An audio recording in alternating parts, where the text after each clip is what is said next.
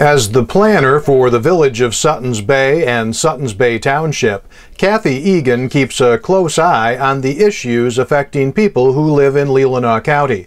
One of those issues is a shortage of quality, affordable housing. A way to show how critical the need is, or that there is a need, is that the housing program recently, started construction on 3 houses in the village, and they're all sold. And people were turned away that wanted to apply for them and qualified for them.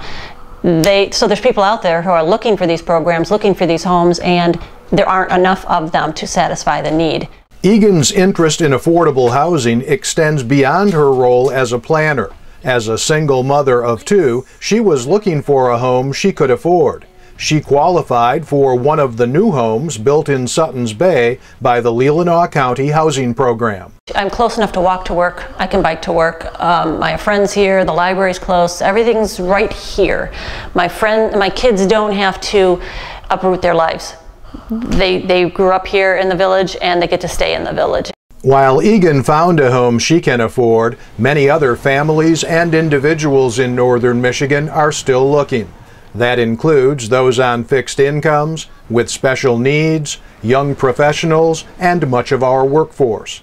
They face the challenge of finding quality housing they can afford, especially housing that's close to jobs, schools, and services. It's a beautiful region and a beautiful spot to live, but that increases land values, making affordable housing very difficult. People always equate affordable housing with low income.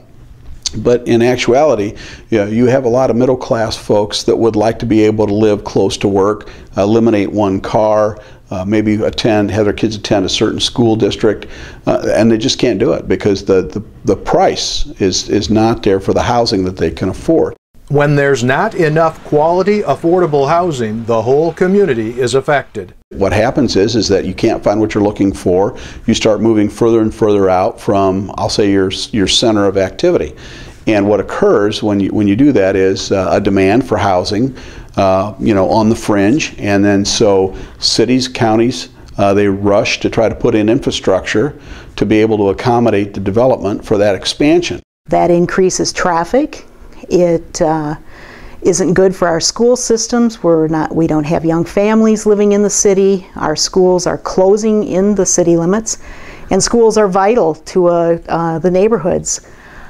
So there's a lot of economic impact to not having young families living in the city. But some of the most basic issues underlying development present obstacles to making housing that's affordable.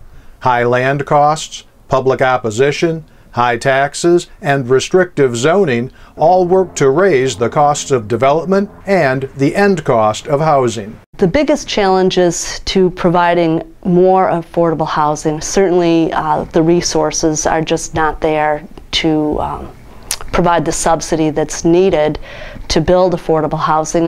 Another problem is certainly planning and zoning issues where it makes sense for affordable housing to be built in core areas where jobs and services are, and yet oftentimes the price is just prohibitive for the land parcels, and the taxes are higher.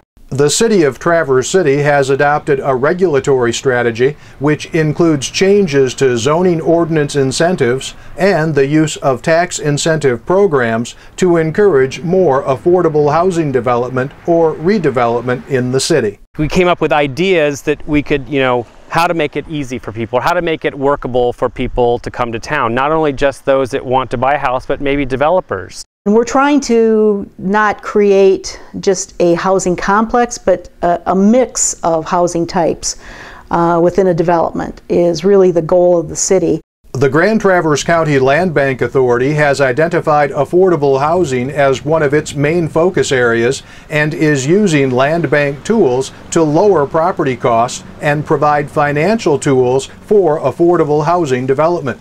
One of those tools is giving local nonprofits the opportunity to buy tax foreclosed properties. One of our first projects was with Habitat for Humanity. We've basically sold them the land for the back taxes through the land bank, and then they've built some habitat housing on that property. The Land Bank is also putting some of the proceeds from the sale of tax foreclosed properties into a housing trust fund so they can offer more help for affordable housing. But even when policies support affordable housing, it can still encounter obstacles in the form of public opposition.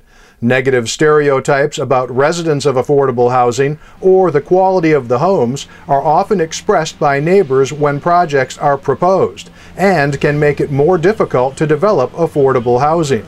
But these fears are ungrounded. Affordable housing today is for everyone: families, the workforce, seniors, and those with special needs, and is high-quality housing that fits in with existing neighborhoods. We don't want a block house. We want something that people don't mind having built next to them, and we want something that people will be proud of to live in and take care of. And we've talked to a lot of architects and a lot of developers, and they are seeing that that's something they're going to have to do, because people aren't going to just, they want affordability, but they're not going to buy just anything. And so you can have both, and we've been assured that by the professionals that we can have a beautiful home that's affordable and fits nice in a neighborhood. When quality, affordable housing is built within existing neighborhoods, everyone wins. Affordable housing brings young families into the school district, reduces traffic, increases the tax base, and supports local businesses. And, most importantly, improves the quality of life for our residents and children.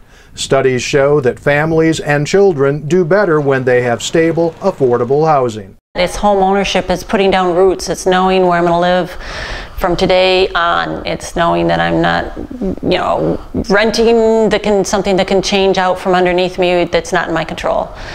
It's about my family. It's about the stability for my kids. That's what it's all about for me. For a better quality of life for our families, children, and workforce, and for a stronger community, our region needs the right mix of quality, affordable housing. Creating the right mix of housing options takes a strong commitment from private and nonprofit developers, local governments, private partners, and the public. Fortunately, many in Northwest Michigan are committed to responding to our affordable housing shortages and the obstacles in its way, and resources and assistance are available for communities working to address their housing needs. The Grand Traverse Region Housing Task Force is a networking group that supports affordable housing efforts through a variety of collaborative, locally driven initiatives. Housing Task Force membership includes housing nonprofit representatives, realtors, lenders, local governments, and others interested in housing issues. To be part of the Housing Task Force, please contact the Northwest Michigan Council of Governments. Visit communityhousingchoices.org for more information on housing needs and community tools, or visit nwmhousingsearch.org to find help with housing needs.